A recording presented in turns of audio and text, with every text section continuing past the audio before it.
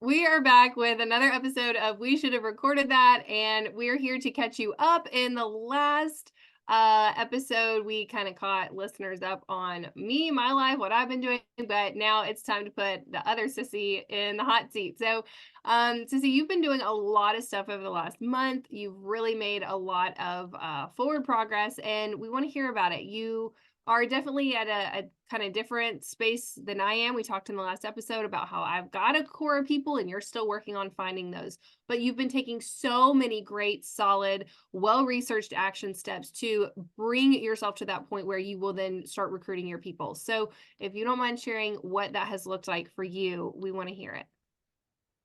All right. So one of the biggest changes and catalysts then for the subsequent changes has been my enrollment in Marie Forleo's B School. So B short for business.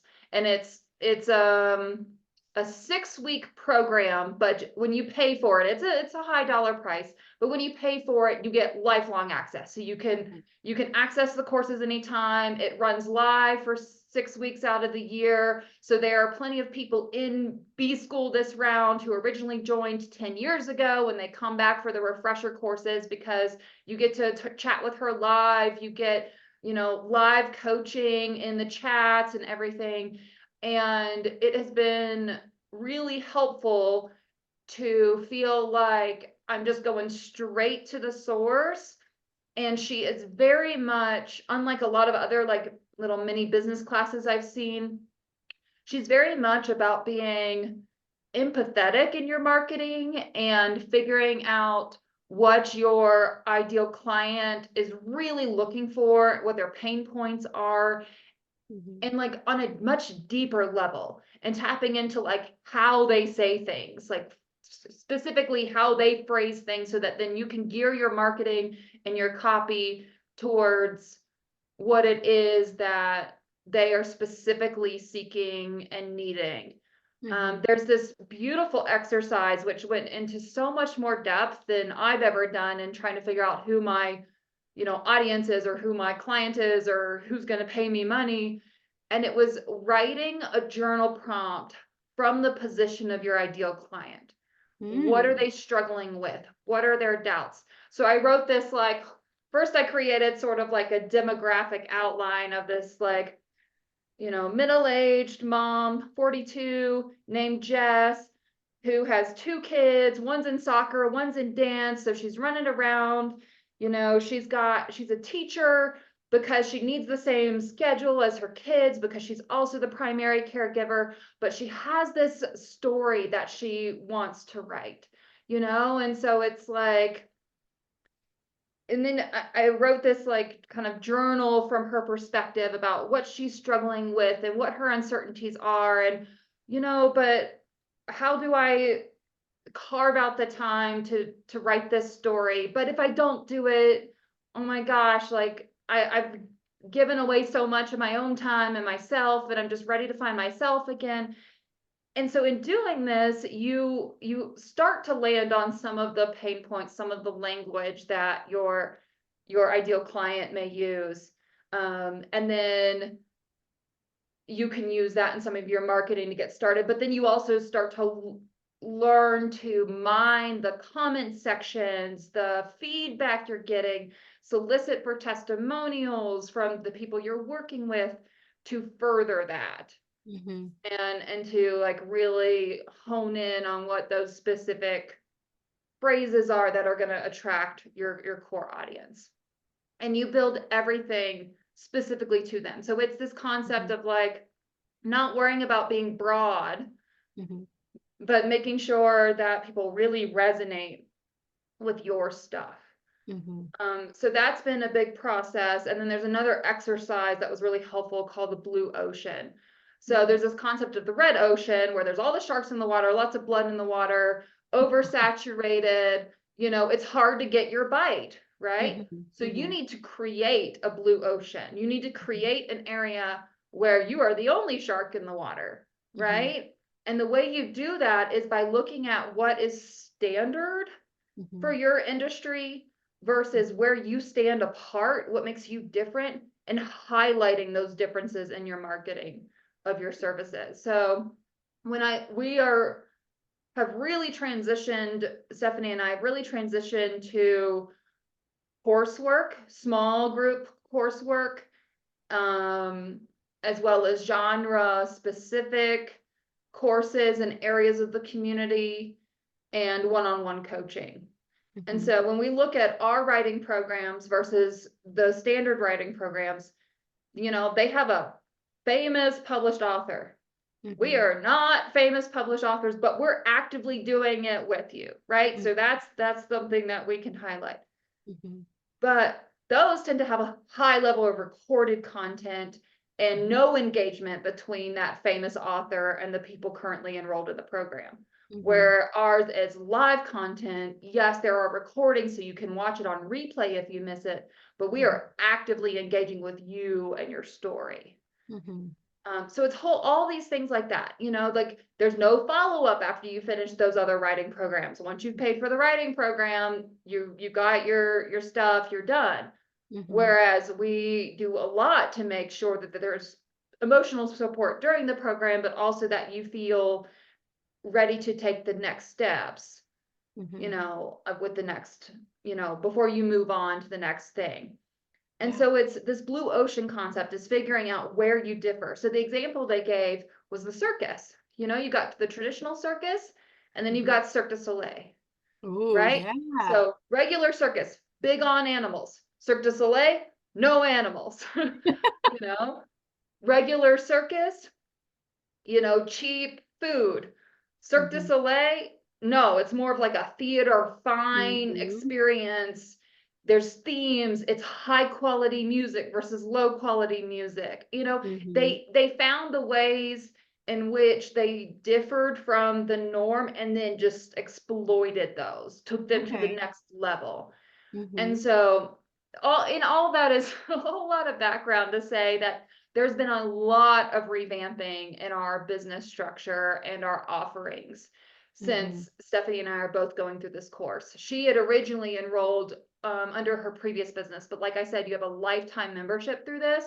And so, she's taking it again with new eyes because honestly, I'm only skimming the surface of this content this year. I'm sure we're going to come back time and time again as we get further along. And it's like, oh yeah, now how do we survey the people that are already paying us? Because now we have people who pay us. Right. So there's all sorts of things like that. And so our structure has changed a lot because we're really pushing the courses ahead of the just community at large. The community is now becoming a value added product to our courses and coaching. So while we have maintained that core membership that we started out with, we've made our promises to them. They are still within the community. They still get access. There are no new people who can come directly into the broader community. They come in through courses or through coaching. And then once they finish their coaching or courses, then they are welcome to stay within the community. And there, of course, there's a fee to stay there, but it's less than what they pay when they're in a course. Okay. Very interesting.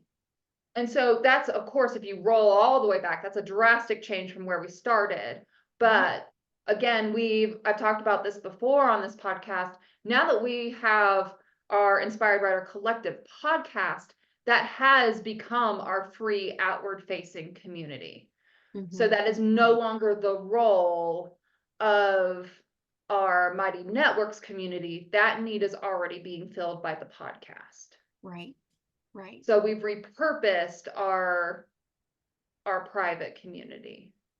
So let me ask, now that you have repurposed it and it is kind of a value add-on, do you feel like if you were to go back and start y'all's business venture with where you are now with having the coursework to bring people in and working one-on-one, setting up those meetings, do you still feel like you would have needed to add the community, or is it kind of just a happy accident that you have this community that then offers additional value to what you are offering as your main product?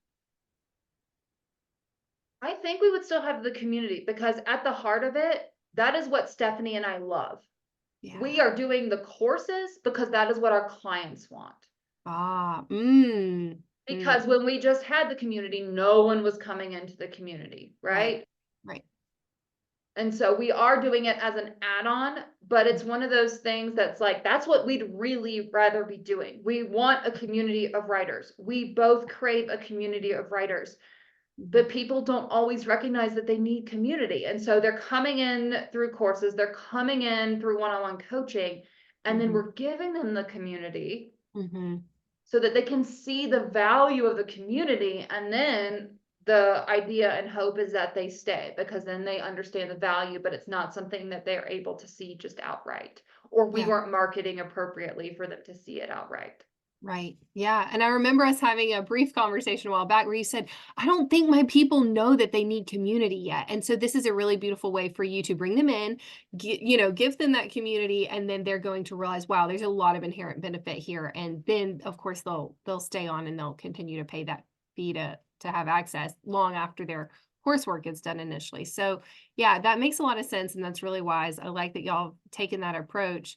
And then it seems too like with the marketing in kind of narrowing out who your ideal member is. I love that journal prompt response. And I think it really speaks to you as a writer too, that you get to go and kind of put yourself in somebody else's shoes and take on that perspective. So I see why that appealed to you so much.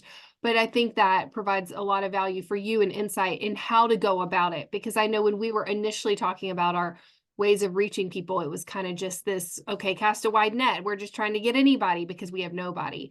But I think in being really specific, you're going to pull in the right people. And then in offering them that higher dollar value, one-on-one coaching or course packaging, that's where you're going to get those people and convert them. So that's really wise. And do you feel like that were you already on to that prior to this course, the B School with Marie Foley? Okay. Yeah. So I had already started, I guess Stephanie and I had had some conversations where we were really drilling in because we had already started the course idea, right? And I Mhm. already knew what kind of course I wanted to offer. Mhm. So the B School with Marie Forleo has just helped me fine tune Mhm. some of that, Mhm. but we had already been we had like a Google Doc about who we thought our ideal client was. We had identified someone in our actual life that we Mhm. felt like represented our ideal, and we were mapping out like, okay, this is what this person thinks about themselves, this is what this person is looking for, this is what this person, wants, needs, is willing to pay, that sort of thing. Mhm. Yeah. So yeah, we had already started down this road, and it's just very validating to then get some additional messaging that follows the same line of thinking. Awesome. Yeah. Yeah. You've come far, and you've also been doing a lot of stuff on I would say the back end. You've been doing a lot of tedious prep for, preparing different avenues for how these people are going to find you. Do you want to talk about that and what those kind of assignments have looked like and felt like as you've progressed? Yeah, so I mean, there's a number of things that we're doing. I mean, everything we put out is essentially marketing, right? Mhm. So we have just started having podcast guests.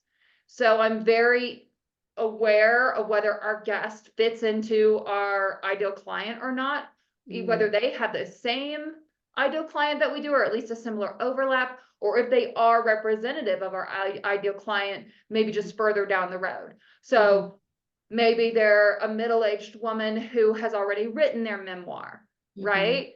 And our ideal client is a middle-aged woman who's interested and curious about writing her memoir. So it's keeping all of that in mind so that we're delivering content that's relevant to our ideal client. Mhm. Um, I've been doing a lot of behind the scenes work in order to launch my upcoming memoir course. Mhm. And instead of doing some very broad, write your whole memoir, I am focusing specifically on the two vital initial steps, which is figuring out what that core message is and Mhm. then creating that outline. Because at Mm. that point, once you have the outline and the core message, you can if you don't want community, you can go and you can write those stories on your own and come back at a later time when you're ready for edits and feedback and critique groups and that sort of stuff, beta readers, all of that stuff. But you need to get those two pieces nailed down. So that is what my new course is going to focus specifically on. So I've been doing a lot of stuff behind the scenes with like email sequences and opt-ins for email addresses and identifying the 5 major blocks that keep you from writing your memoir and tackling those blocks. I'm also going to be putting together a major arcana tarot card journal prompts for memoir writing. So using the major arcana, the Fool's Journey, in order to solicit, you know, memories and stuff that you can use as journal prompts that could later serve as portions of your memoir. So yeah, it's a whole bunch of just figuring out different approaches to reaching this ideal client and then just seeing what works. Yeah. Wow. Yeah, gosh, you've really you've definitely had to pivot. So we're very good at that. You've definitely pivoted in your efforts. And I mean, it really sounds like everything that you're doing is in alignment with what I hear so many people who are many more steps ahead of us in this. It's what they advise, set up a coaching type package, have a product offer, set the value high, make sure you're providing things on the back end like the engagement, which the community then serves. And I mean, you're going after your people. I think you're going to get them. It's very cool to see you putting in all this work, and you've done so diligently, and you've just remained on top of it. I mean, you're so focused and getting that work in, every day that you have set aside as a work day. And it's gonna come together. It's just you are in this in between phase where you've put in all this great work. You feel good about it. You know it's in the right direction, but you don't yet have that payoff. So, what is that like for you in just your personal growth development, your headspace? Where are you in all of that? It can be tough sometimes for sure, especially after a really stressful week. Not so much this last week, but the week before, because of there being like 2 teacher work days. I only had 2 days of the week to do the business stuff I needed to do, but I'm also launching this program in April and spring break is next week. So I knew I had to fit a lot of core business stuff into those 2 days. And then I was home with my kid for 2 days. And then I had 2 days of a writers conference I was attending. So my time was really fractured and I had to be super diligent about it. And honest to God, I was beat by the end of that. But luckily, then this next week was a much more even keel. I was able to go to yoga. I took some hikes. I met up with some friends for coffee. I mean, there's some ebb and flow to it. And I think what you're really asking about is like, how do you stay focused on moving towards the goal and continuing to do the next step and the next step and the next step when you're not yet seeing like the income, right? Because we still have $0 coming in, right? We don't have any paid members. Those who are there have been there from the beginning, so they've been gifted the access to the community. We've now closed down the community direct access, so you have to come in through courses. We've even closed the book club only access. No one took advantage of it. No one comes to the book club meetings. People love the book club podcast episodes that we put on YouTube. They're our highest viewed episodes by double what any other regular episode is. So clearly there's interest from the podcasting perspective and just listening to us talk about those sorts of things, but not yet interest in engagement. We can see if that's worth adding once I bring in a bunch of memoir writers. Are some of those people interested in reading and discussing memoirs, once a quarter? I don't know. We'll see. And we're happy to do it in whatever capacity people really want, but we're trying to pay attention to what people want. Yeah.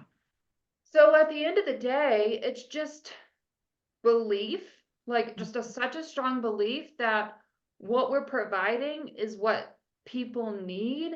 And where I think our biggest gap is just figuring out the messaging, the marketing, the positioning, to access those people. Initially, we were hitting Instagram pretty hard, but Stephanie and I both hate Instagram. Hate it. Me too. And so we see the best results from our YouTube. Um, and so with YouTube Shorts being a thing that serves like Reels, where your content gets shown to way more people than your just regular YouTube channel, we've really started to hit on the Shorts, and we're getting similar level viewership of our Shorts that we were getting on TikTok, but TikTok was never like converting people to like following our channel. Our people are not on TikTok. That's much younger than our demographic. But we're seeing the same sort of engagement that we were seeing on TikTok with our YouTube Shorts.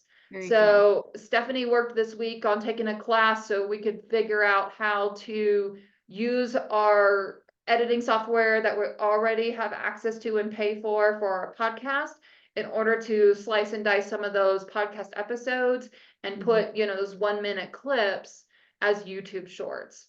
She just put one up last night that already had 450 views this morning. That's awesome. Our regular podcast episodes average is probably about 15 to 20 views. So 435 views, whatever it was, for a short from a podcast episode. So it's not new content. It's stuff we already have. I mean, that's amazing. Like, that's time well spent. Yeah. Yeah, absolutely. And we're just getting like so much more, what does YouTube call it? Impressions? I think so. Basically, like they track how often like they put your stuff in front of people, right? And it's something like 12,000 that we're up to at this point. So I mean, that's great for us. That's way more viewership or reach than we're getting on Instagram. And now we also are still present on Instagram, but just with less pressure. We'll take something we've put on YouTube, a YouTube short, and we'll also make a reel out of it. It's things like that. So that's been the big focus, is like the YouTube shorts and making sure we're still putting out weekly content with the podcasting. Now that we're adding guests, that's going to be another way to continue to grow our audience, because as our guests share the episodes with their audience, then that helps to grow that piece of it as well. And reality is, it's a long process, and we just hope that we're inching closer and closer to where we can start, seeing income from it. I think when we set out, we were very realistic that would be summer. Yeah, right. And so we're still within this window of trial and error. We expected to be at this point. Our initial, investments within the company for like starting capital has, continues to allow us to operate for, a number of months still. There's plenty of things that we paid annually for upfront. So we won't have those expenses again for a while. And so those are not sort of regular monthly expenses that we're having to cover right now. And we did recently build out our website. So we've added that too. So it's been a trek. And Stephanie and I both reflected at our weekly business meeting this last week that like it's been a push, but we're kind of out of projects now. Like, we've covered a lot of the big stuff. We had to create a scheduling app, and then we had to change the scheduling app and go to a different one because it wasn't working the way we wanted to. Stephanie built out the website. We've designed the courses. We totally revamped the way the community looks. You've seen. I mean, we streamlined stuff because we originally had all these ideas of what we thought it would look like. We went in and we archived all the old plans and programs and got rid of spaces that we weren't utilizing or weren't effective, and knowing that we can always add stuff back as the community grows. But we've worked really hard, and like as of this week, I really feel it. Like, I can tell that things are starting to really ease up. We have a much more reasonable list of our like weekly to-dos. There will be maybe one thing that gets transferred to the next week, as opposed to like, well, we didn't hit those 5 things this week, we'll try to tackle them next week. I mean, we're really in a good space. We've done a lot of growth. We've done a lot of shifts and a lot of changes. And yeah, I'm feeling really good about the fact that we are certainly, there's no doubt that we are miles closer to crossing over that threshold and to, being profitable than we Mhm. were even a month ago. Absolutely. Yeah, you've had a whirlwind of a month. Y'all been going, going, going, and you've been getting so many good integral pieces into place that, I mean, it's really laying the foundation for that future success. So, yeah, I imagine that feels good. There's definitely, yeah, a bit of that waiting to kind of see, okay, is this going to pay off? And it will. It's just having to sit on that to some extent and just give it time. But yeah, y'all are making all the right moves. It's been very cool to watch and inspiring for me to see y'all just really going at it and keeping the nose to the grindstone on that. And so I appreciate that example too. Um, I love that you've taken some courses that you and Stephanie have, opted into learning from others who have gone before you. What does that do as far as increasing your confidence and your just level of awareness of what you need to be doing? Because sometimes I feel like I would benefit from those sorts of things because I kind of don't know what to do, but feel like having that guide has been really helpful for you. Do you find that it's been worth that input? Yes. However, it was very scary investing that kind of money into the program. Hmm. And while I feel that the core advice is good, I still have to use a lot of discernment Mm, about what I'm really ready to take on and hmm. what is not for me yet. Interesting. Because it can get super overwhelming if you try to do everything, Hmm. especially just, I mean, this program started at the same time that Stephanie and I were building the website and making these courses and doing all this stuff. So I've only been dabbling in the Hmm. B School program. I know that it will continue to serve me for years and years, which is why I'm happy with that investment. Hmm.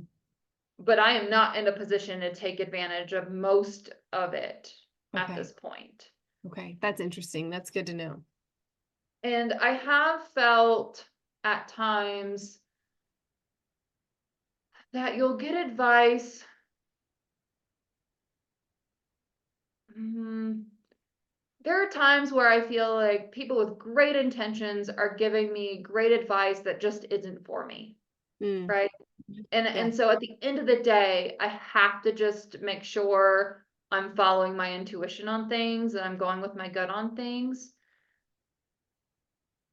As part of my enrollment in B school, because I ended up using an affiliate link that Stephanie sent me, I actually got access to 8 free coaching sessions with Emily, who is her book coach. And Emily Hmm. coaches authors in getting their books out there and sold, but also creating an author business, right? So being able to work as an author, whether that's offering other, opportunities like we have with community or whatever that looks like. And so she was the one that really encouraged me to use a particular opt-in with doing those 5 major blocks for writing memoir, Okay. which I think are good. My Hmm. intuition is leading me more towards the tarot card one. And so I made the opt-in that she had recommended and we fleshed it out and did edits and I put it out there and got 0 bites, which Hmm. is fine.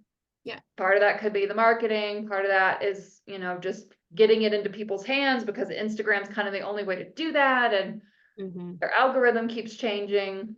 Hmm. Um, but I feel more intuitively led to doing the tarot writing prompts. Hmm. So that is going to be my next endeavor because I Hmm. really want to get people writing. Because once they get writing, Hmm. then you kind of don't want to stop, or you can actually see that you can write. I don't know. I just think the Hmm. writing itself helps remove so many of those blocks versus Yeah. just telling people that these are the blocks. Right. Yeah. So Yeah. That's so fair. there was a little bit of sort of beating myself up about like, oh, I just should have gone with my gut, or I should have been more assertive about, no, I want to do this one first. It's Hmm. it's whatever. I learned from the experience. I learned how to set up an email sequence and ConvertKit and do all Hmm. the trigger stuff, and I Hmm. learned a lot through the process. Yeah. And maybe it'll end up being something that takes off later, maybe it won't. Hmm. Um, but it's also when you get so much information, you really have to figure out what's right for you.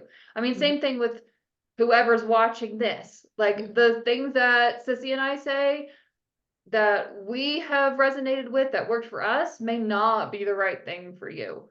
Right. It's just so important to make sure that you filter all the advice that you get through your own intuition and your own discernment. Hmm. Yeah, I think that's important, especially in these early days. Like you said, there's all these great ideas of things to do in B school. You can't do it all. And I think that's where you've got to kind of divide and conquer, figure out what works for you, what serves you most right now, and then focus on that and know that the other stuff is still there. You just don't have to pick it up and use it right now. So I think that's really wise. But that's good to get your take on just where you feel like the value has come from with those courses that you've purchased and bought into. Um, I mean, and I will say it's so nice to know that I have those resources because yeah. had gotten to a point where I felt like I know I'm not there yet, but I'm not sure how to get there. So like it has absolutely given me the roadmap, Mm-hmm. but then it's just like someone presenting you with like a paper map. Yes, now you see the map of the land, but you still have to decide where you're gonna go. Right. Yeah. Yeah. You You still know? have to take the trek. Yeah. Hmm. Yeah. Interesting. Very cool. Well, Yeah. I mean, I think that sums up a lot of what you've been through. It's been a lot over the last month. So that's a good update and a good way to bring us back up to the present point in time. I Yeah. don't know. I think we should probably cap it there, right?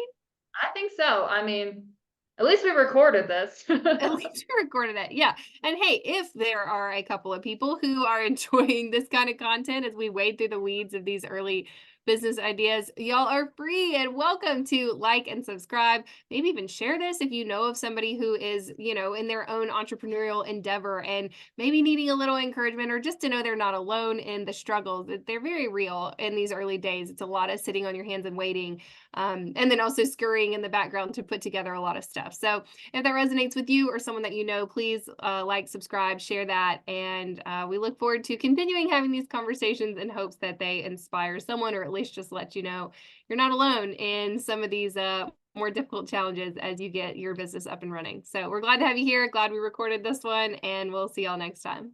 Bye, guys.